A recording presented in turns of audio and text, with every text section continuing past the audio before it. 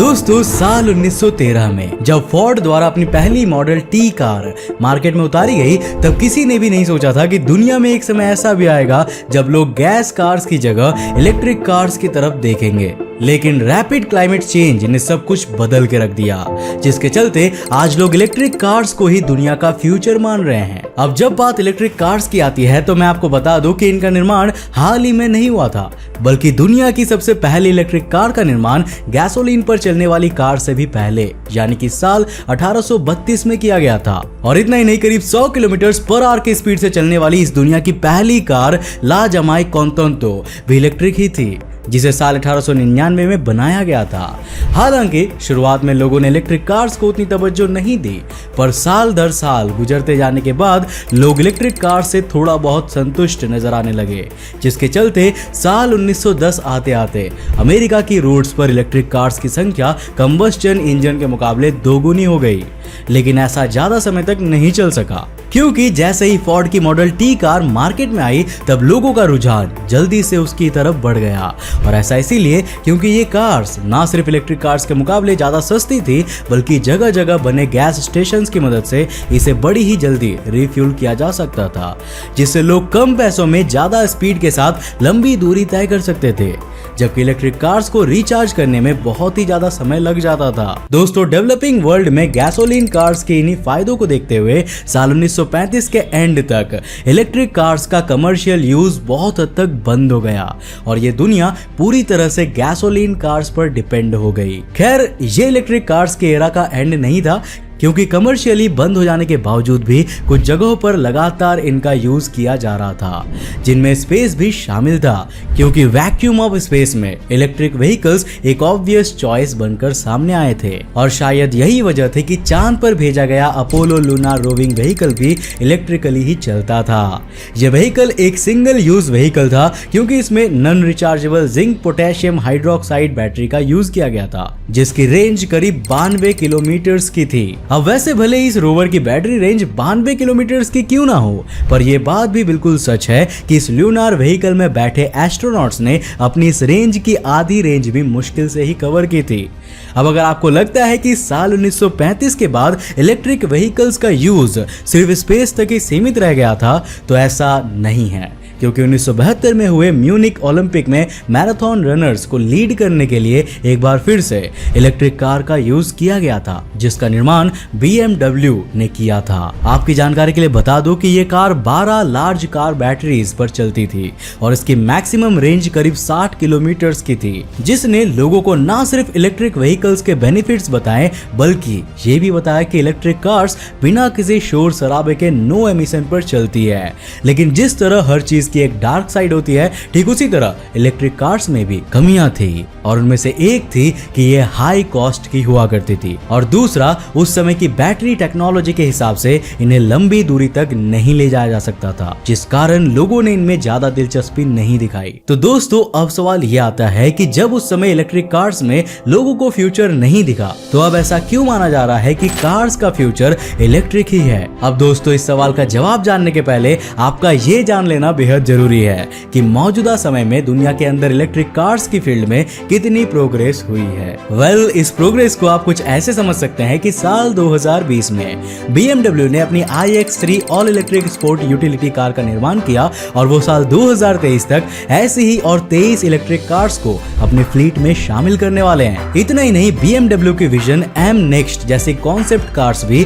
एक electric car है, और तो और BMW के पास एक फॉर्मूला इलेक्ट्रिक कार भी है जो पूरी रेस को सिर्फ सिंगल बैटरी पैक में पूरा कर सकती है, जो हमें ना सिर्फ इलेक्ट्रिक कार्स के करंट प्रोग्रेस के बारे में बताता है, बल्कि बहुत हद तक ये भी साबित करता है कि आने वाला युग इलेक्ट्रिक कार्स का ही होने वाला है। हालांकि ये सब सिर्फ बैटरीज में किए गए टेक्नोलॉजिकल डेवलपमेंट्स के चलते ही पॉसिबल हो पाया है, क्योंकि गुजरते वक्त के साथ साथ बैटरीज पहले के मुकाबले ज्यादा एडवांस हो गई है, जिसका पूरा क्रेडिट कहीं ना कहीं लिथियम आयन बैटरीज को ही जाता है, जो कि हमारे मोबाइल फोन्स के अंदर पिछले 32 सालों से यूज की जा रही है। अब दोस्तों, शायद ही आपको मालूम होगा कि लिथियम आयन बैटरीज के पास सेम वॉल्यूम में नेक्स्ट बेस्ट बैटरी केमिस्ट्री से 2 गुना ज्यादा एनर्जी होती है, और क्योंकि ये लैपटॉप्स और फोन्स जैसी ज्यादातर कंज्यूमर प्रोडक्ट्स में इस्तेमाल की जाती है, इसीलिए इनकी मैन्युफैक्चरिंग कॉस्ट भी लगातार डिक्लाइन हो रही है। जिसे मैन्युफैक्चरिंग और सप्लाई चेन ऑप्टिमाइजेशन द्वारा संचालित किया जाता है। अब अगर पिछले 3 दशकों में देखा जाए तो energy density per unit mass और पर यूनिट वॉल्यूम दोनों पैमानों में ही इंक्रीज हुई है,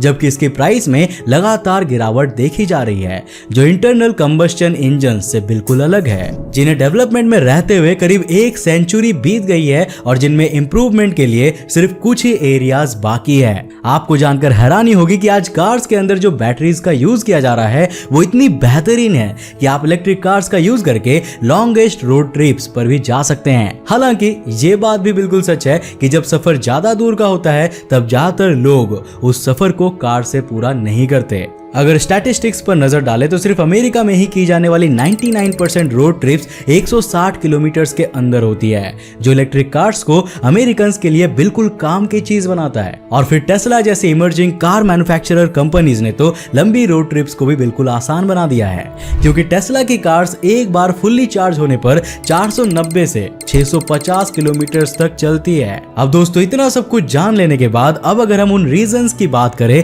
जो ये साबित करती है कि कार्स का फ्यूचर इलेक्ट्रिक ही है, तो इसके लिए 1 या 2 रीजंस काफी नहीं होंगे, क्योंकि कई चीजें इलेक्ट्रिक कार्स को गैसोलीन से बेहतर बनाती है। जिसमें सबसे पहला चीज है कि इलेक्ट्रिक कार्स की बैटरीज फ्लोर के अंदर होती है, जिस वजह से ना सिर्फ इनका सेंटर ऑफ मास लो होता है बल्कि इनकी हैंडलिंग भी बेहतर हो जाती है। इतना ही नहीं, अगर आप इलेक्ट्रिक व्हीकल्स को इंडिपेंडेंटली चलाते हैं तब आपके पास मैक्सिमम ट्रैक्शन के लिए हर एक व्हील का सटीक नियंत्रण होगा। जहां एक तरफ इलेक्ट्रिक कार से किसी भी तरह का एयर पोल्यूशन नहीं होता, तो वहीं दूसरी तरफ ये गैसोलीन पर चलने वाली कार्स की तरह नॉइज पोल्यूशन भी नहीं करते, क्योंकि इनसे बिल्कुल ना के बराबर आवाज आती है। साथ ही ये नॉर्मल कार्स के मुकाबले बहुत ही ज्यादा एफिशिएंट भी है। अब भले ही हम इलेक्ट्रिक कार्स के फीचर्स बताकर इसको फ्यूचर के लिए सबसे बेहतर ऑप्शन साबित क्यों ना कर ले, पर इस दुनिया में एक सेक्शन ऐसा भी है जो ये सोचता है कि कहीं इलेक्ट्रिक कार से उनका सफर गैस कार्स के मुकाबले महंगा ना हो जाए। तो यार मैं ऐसा कहने वालों से बस इतना ही कह सकता हूँ